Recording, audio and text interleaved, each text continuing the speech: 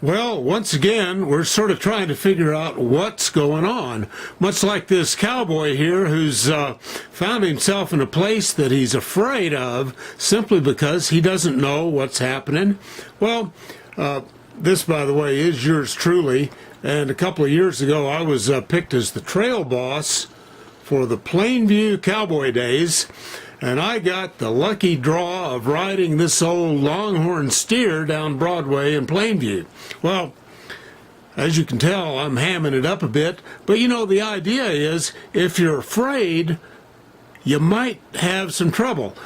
I did find out before I got on that the owner of that steer had juiced him up to where he was pretty mellow. And the reason he did that is because the previous year he bucked off the trail boss. Well, let's get going, folks, and take a look at Chapter 10. And we're going to look at one- and two-tailed tests. So that ought to be a good enough picture for us there. And on these two-tailed and one-tailed tests, well, this is the picture. Here's a one-tailed test where I'm trying to see if something exists above a certain value or below a certain value. And the two-tailed test, I'm essentially evaluating the mean to find out if I fall within a particular confidence interval. And we've got this problem with these one- and two-tailed tests, and it's usually the darned hypothesis, the null hypothesis, the alternate hypothesis, but they look something like this. If I'm trying to find a two-tailed test, my null hypothesis is that the mean is equal to my indicated mean, and I'm testing that.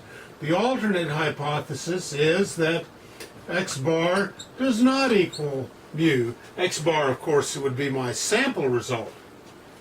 Here on this one, my null hypothesis is that x bar, it might be equal to or greater than some value here, and let's just call it mu, and that the alternate is that x bar is less than mu, and then this represents the confidence interval. Note that the one-tailed test, the hypothesis, as explained very clearly in your textbook, the one-tailed test has a direction to it, whereas the two-tailed test does not have a direction. Well, that's what we're going to do, and we're going to look at our particular methodology provided in Chapter 10, or the five-step method. Step 1, state your null hypothesis and the alternate. That's what we'll do here, and there are examples about how to do that. Select the level of significance. Now that's the tricky part, because the level of significance comes from table B.1 or table B.2. And here's what it is. Let's say I pick a 95% level of significance. For the one-tailed test, 95% of the area would exist from this lower critical value all the way up to infinity, and then this part would represent 5%, which would be the reject area, and this is the accept area. Here, for 95%, I've got 95% in there. That means that this would be 2.5%, this would be 2.5%, and again, the red area is the reject area. This area in the center is the accept area. If my result falls within this area, good, I accept the null hypothesis. If my result falls outside, I don't. Now, we've got some critical value issues, and what we want to do is we want to mark these as the critical value. That's the critical z-score. Call it z-crit. Here we got z-crit. That's the critical value you get from your table B.1 if it's a z-score, or table B.2 if you have a t-statistic you're dealing with.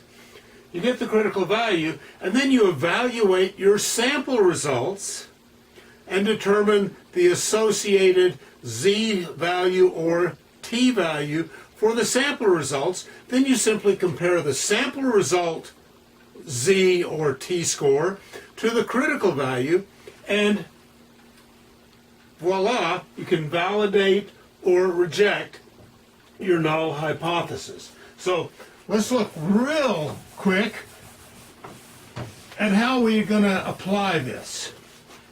We basically have three equations we're going to deal with, and they're all to determine the z for the sample, okay?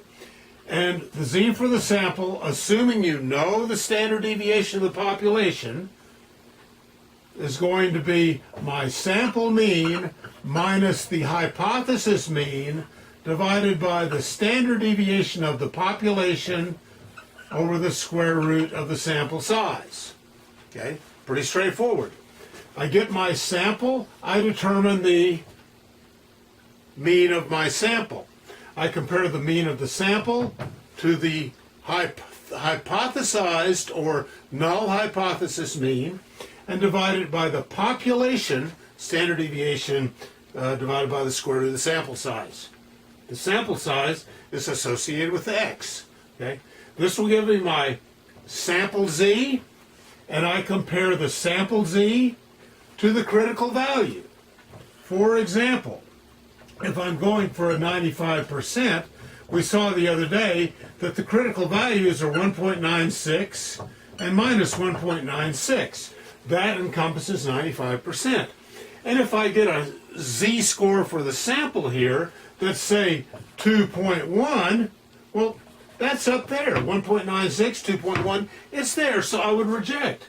But if the z-score I get from this computation lies between minus 1.6 and plus 1.96, I accept. If it were, say, example 1.32, that would lie in right here, and I would accept the null hypothesis, or I would say that H1, that x bar equals mu, is not rejected. Okay?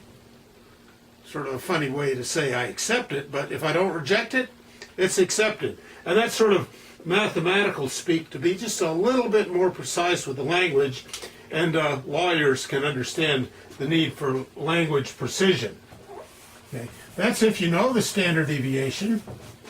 If I do not know the standard deviation, I have to get the t for the sample, okay, which is once again x bar, my sample result, minus the hypothesized mean divided by the population, or the sample standard deviation over the square root of n.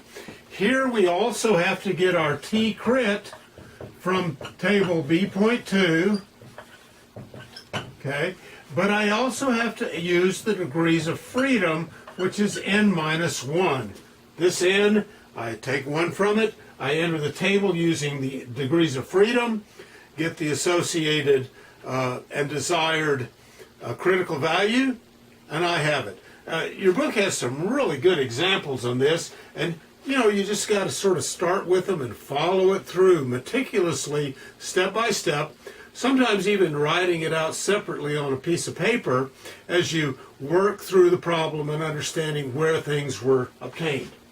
The final item is a proportion where I have some hypothesized proportion, and that would form my H naught, that the proportion is equal to some value, let's call it P bar, and the alternative is that the proportion is not equal to P bar for the two-tailed test, for example.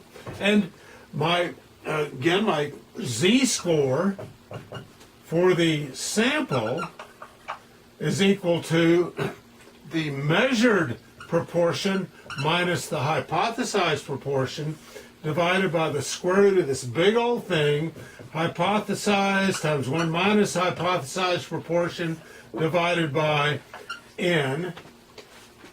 And of course, these all have to be in decimals, decimal fractions, to work correctly.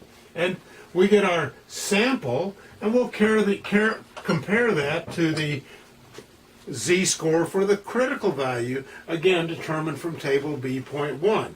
Now, in a nutshell, that's chapter 10.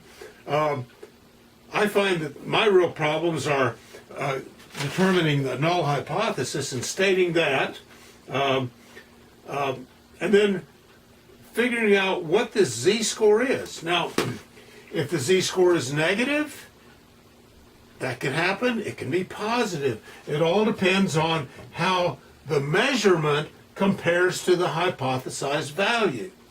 If this is smaller than that, you're going to get a negative result, so you're going to have to use the negative z-score. Sometimes it helps to just draw the little picture and find and decide, well, what am I trying to do? Am I trying to find that something is at least this value? If it's at least, it's a one-tailed test, and I'll reject if it was less than that. At least means it's this big or bigger. Okay? If I want to say something is something, it's that value plus or minus, and hence the two-tailed test. Well, I hope this clarifies some of this. I mean, after all, I had a great deal of fun riding that old steer.